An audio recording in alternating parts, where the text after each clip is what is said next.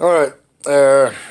I just saw the video about the young woman who was at a federal building and she was attacked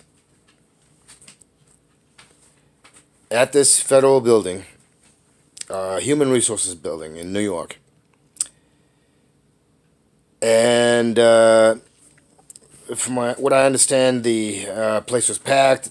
The woman had been there 4 hours. She had a 1-year-old child, and she got tired and she needed some place to sit with her child, and she sat where the only place that was open that she could find, on the floor.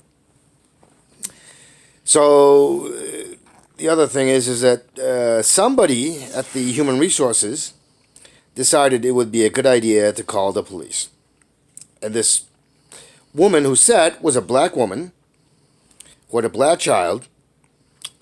And this individual, whoever it may be, decided to call the police with everything that we know about what police have been doing on a criminal rampage all across the country.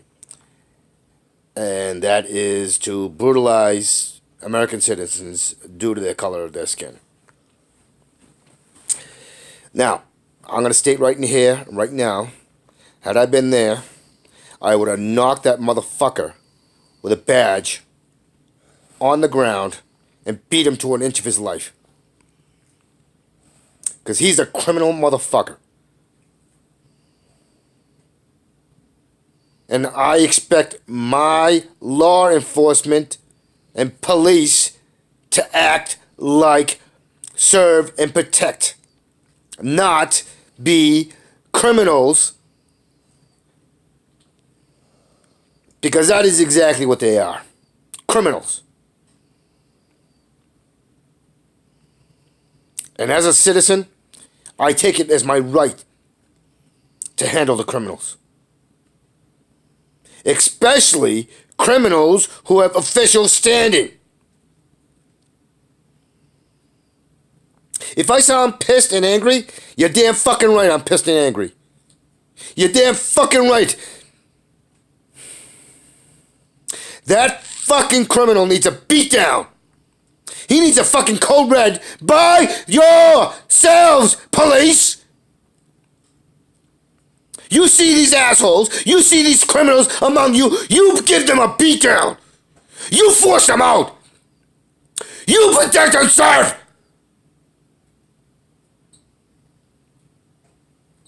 Now, the other thing that pisses me off is my father, who's seeing the video, and probably on fucking the mainstream propaganda that calls itself fucking news.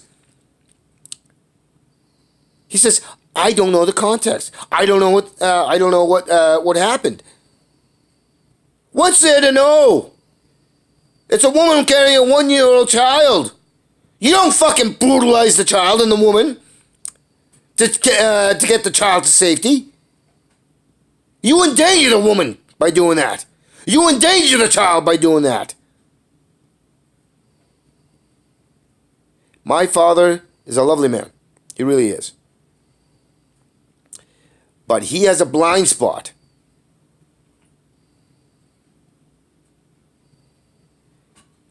Context is a wonderful thing, and we need it. Objective context. We need that. We don't need bias. We don't need neutrality. When you see a video like that, your thought shouldn't be, oh, whether or not that person may be accused of being something or other. You look at the safety of that victim and that child, the next generation. That child could very well be the next person who grows up and discovers something phenomenal that's going to contribute. to us as a global human society.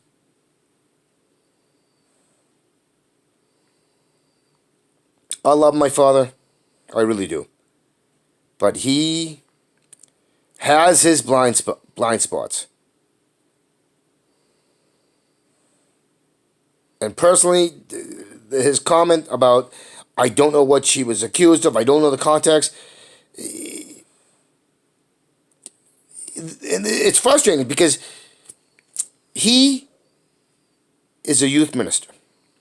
He works in the community. He started something called Kids Camp. He helped to establish the Chernobyl exchange, where the kids from Chernobyl could come over to the United States and get away from the radioactive dangers.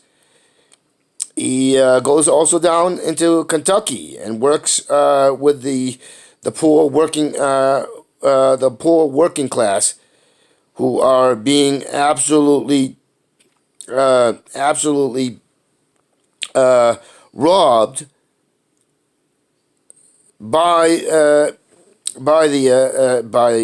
corporations and by the politicians. He does Home for Little Wanderers. He does Christmas in the City. He does all these things. So I know he is a compassionate, loving, and empathetic human being, but then he overthinks things, and it's contrary to what he is, and that frustrates and outrages me, because I know he's a lovely man. I know that he's a caring man. And he can be outraged for my own sister, who's had her problems with other people. He can be outraged for his own children. And mind you, we're not his biological children. We were all adopted. And that's the other thing. He adopted 4 of us. The man is a treasure. He's a gift. But he has these overthinking ideas that corrodes his compassion, his humanity. And it's because he's such a lovely person that I can't understand. I get angry for him.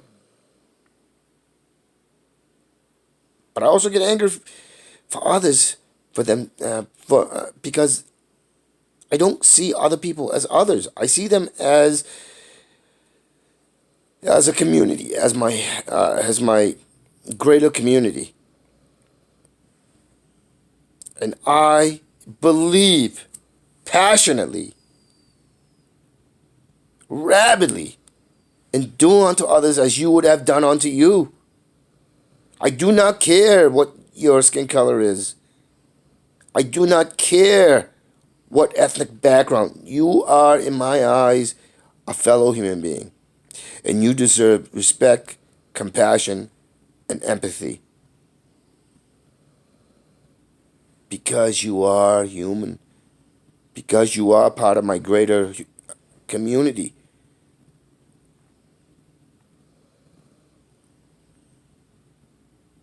And I believe in the core of the ethics of do unto others as you would have done unto you.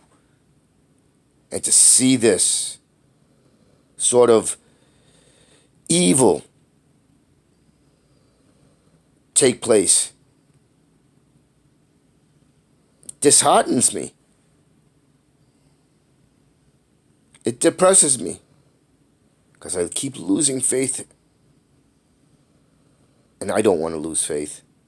I don't want to lose faith in my fellow humans. I want the greatest things for us. But but that means we have to be honest with ourselves and with others. We must have compassion, empathy. And yes, I am human, I am flawed, and I do get angry. And I do get angry, outraged. You saw just earlier how angry and outraged I am. And this is not something that's rare or new.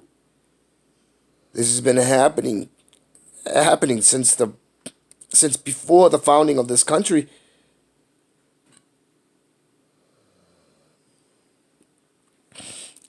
I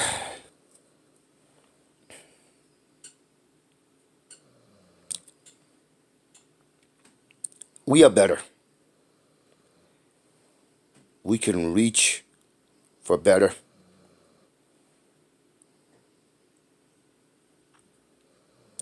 It only seems that we all reach for better when we can make money, get fame,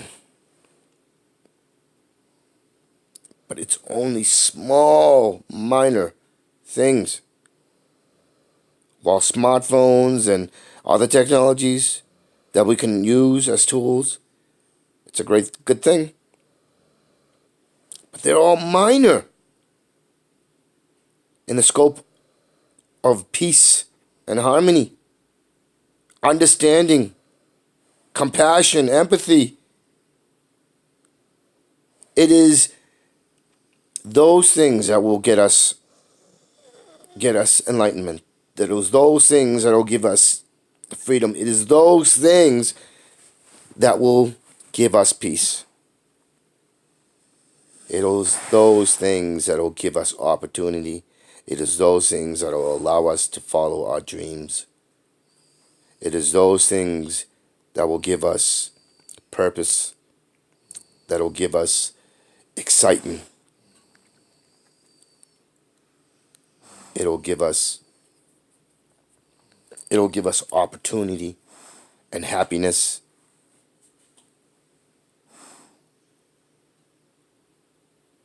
It sickens me to see this sort of thing that we do unto each other. Why? Why do we do things like this to each other? It's not right. It's not right. It's not right. on a on a better note, on a good note, is that there's a there's this phenomenally lovely young little girl. Her name is Greta Thunberg, from Sweden, and I'm actually quite astounded with her, with what she herself came up with. Something that's taken me decades. I'm almost 50 years old. Something that's taken me decades to come to. And that conclusion, the same conclusion I've come to decades later, this 15-year-old girl with Asperger's came up with. And this gives me a small bit of hope. As if we don't destroy her future and the future of others, like in those in the sunrise movement. Those on the kids that walked out of a school to protest gun violence.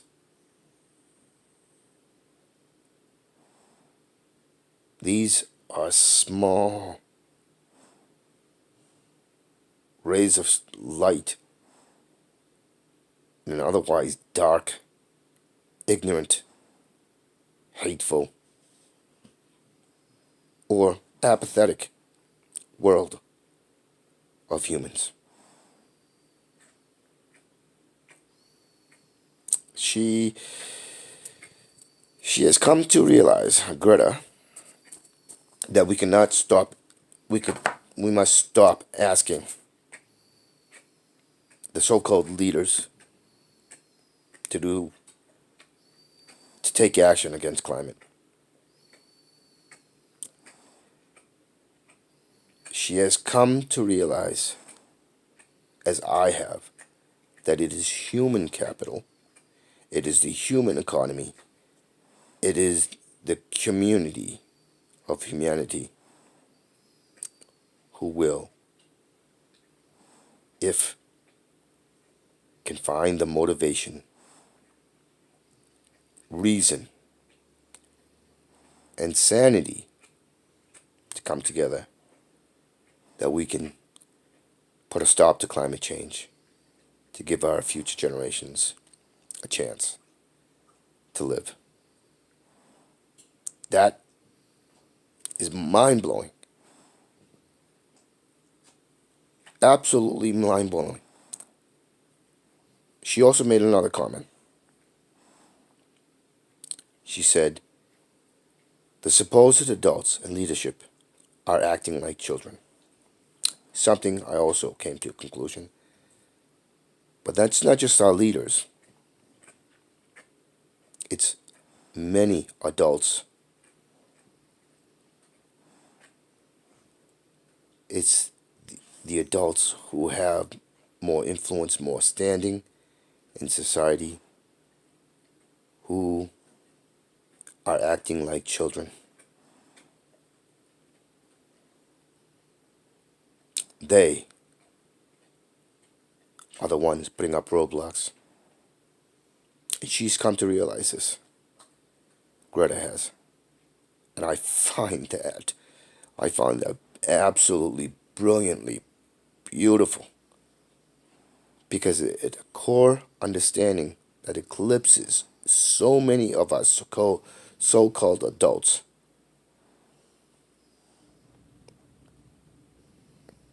And my love to you, Greta, and to you kids and the Sunrise Organization and all other kids, because you are acting like the adults while we adults are acting like children.